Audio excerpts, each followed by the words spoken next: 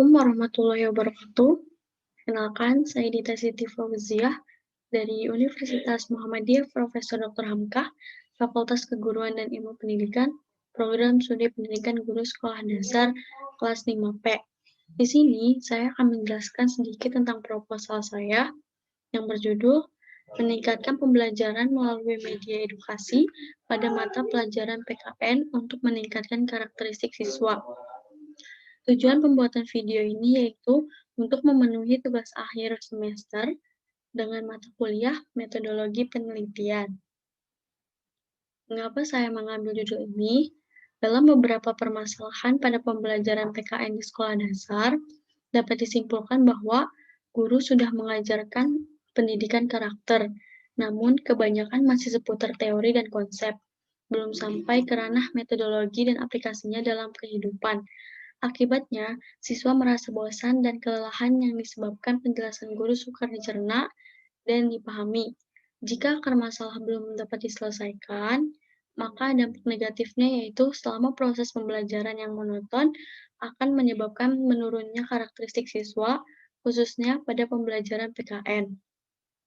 Berdasarkan masalah yang telah dipaparkan di atas, maka dari itu saya selaku peneliti ingin melakukan tindakan kelas, yaitu meningkatkan pembelajaran melalui media edukasi pada mata pelajaran PKN untuk meningkatkan karakteristik siswa. Di sini ada bab 1 yang terdiri dari pendahuluan. Yang pertama adalah latar belakang. Pendidikan merupakan hal dasar yang harus dimiliki oleh setiap manusia, karena pendidikan merupakan tonggak dari pedoman manusia untuk membantu menemukan akan hakikatnya sebagai manusia di bumi. Tetapi, masih banyak kekurangan yang ada dalam pendidikan. Maka, banyaknya pembaharuan yang dilakukan oleh pemerintah di setiap zaman untuk terus meningkatkan kualitas pendidikan yang lebih baik.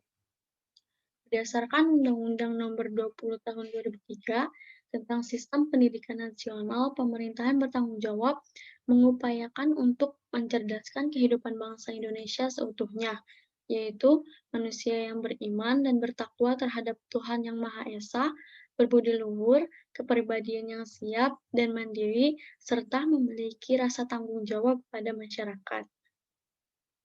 Tenaga pendidik juga merupakan komponen penting karena berperan penting saat turun ke lapangan untuk bertanggung jawab memberikan pendidikan terbaik kepada generasi selanjutnya.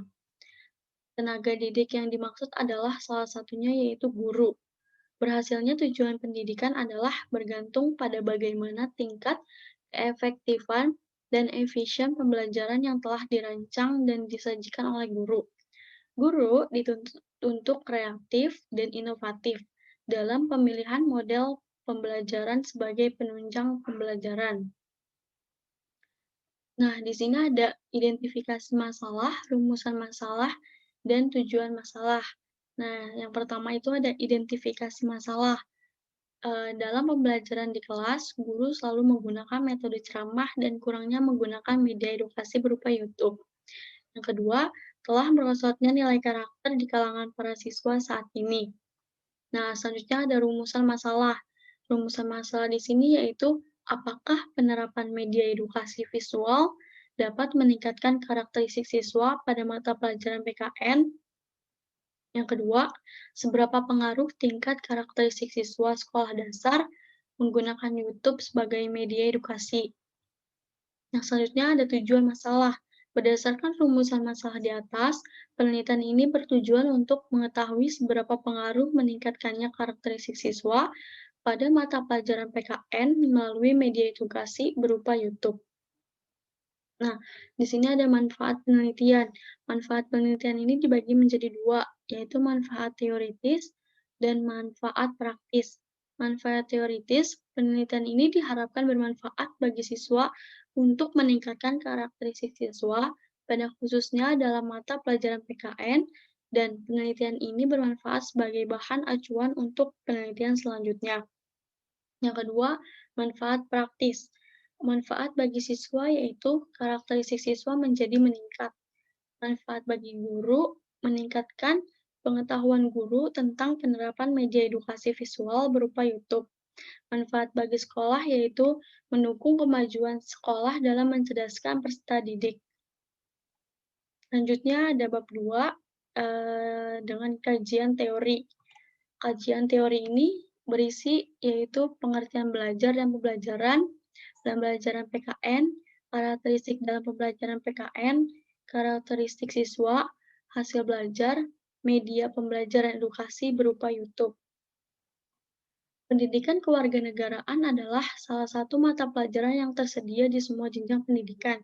Mulai dari SD, SMP, sampai SMA, dapat kita temukan mata pelajaran pendidikan kewarganegaraan. Bahkan, sampai tingkat bangku kuliah pun juga menyediakan mata kuliah kewarganegaraan. Menurut Peraturan Menteri Pendidikan Nasional RI Nomor 24 Tahun 2006 Pasal 37 tertera bahwa pendidikan kewarganegaraan merupakan mata pelajaran yang wajib dalam kurikulum pendidikan di Indonesia, karena mata pelajaran PKN memfokuskan pada pembentukan warga negara yang memahami dan mampu melaksanakan hak-hak dan kewajibannya untuk menjadi warga negara yang cerdas, terampil, dan berkarakter yang berlandaskan oleh Pancasila dan Undang-Undang Dasar 1945. Selanjutnya ada tujuan pendidikan kewarganegaraan.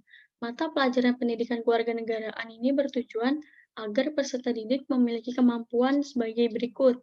Yang pertama, berpikir secara kritis, rasional, dan kreatif dalam menanggapi isu kewarganegaraan.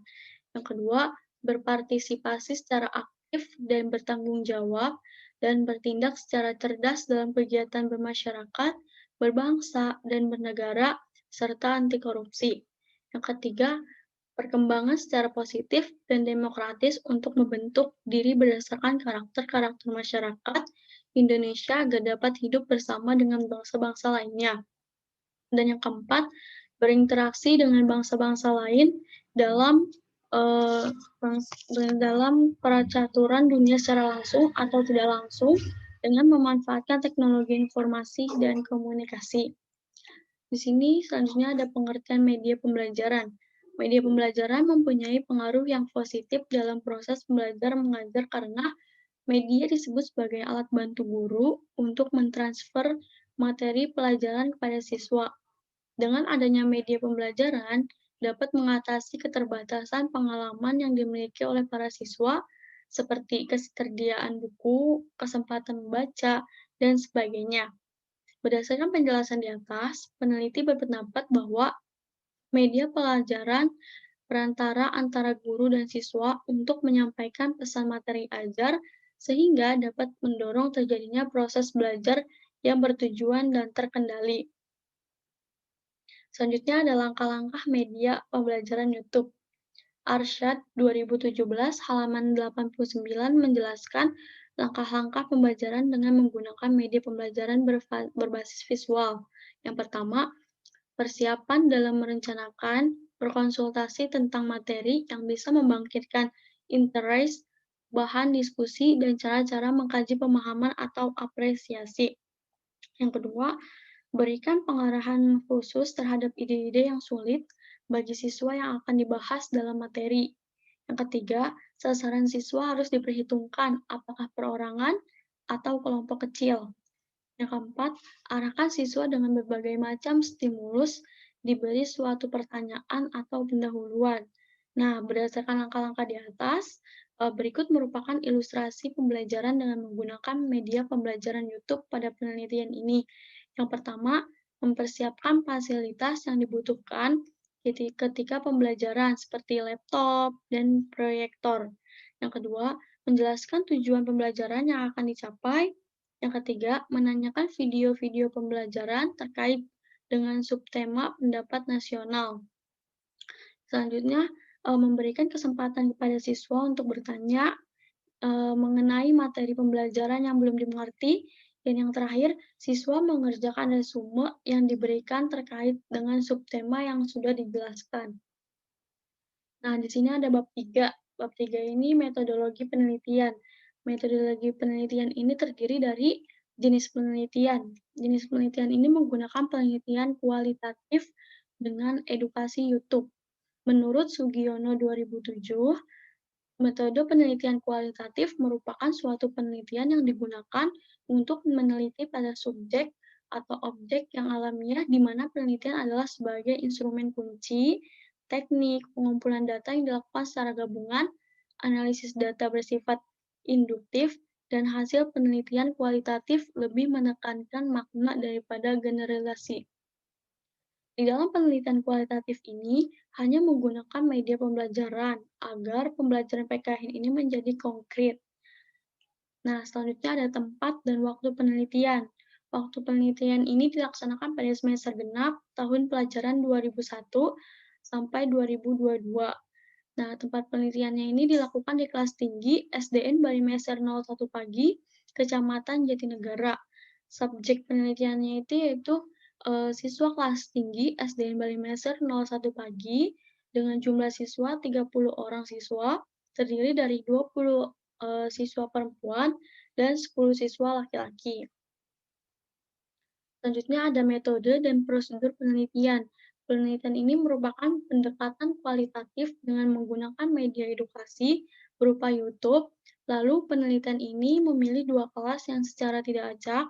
Masing-masing kelas diberikan sebuah video pembelajaran PKN dan video motivasi anak melalui YouTube oleh peneliti agar siswa tersebut bisa memahami dan meningkatkan karakteristik siswa.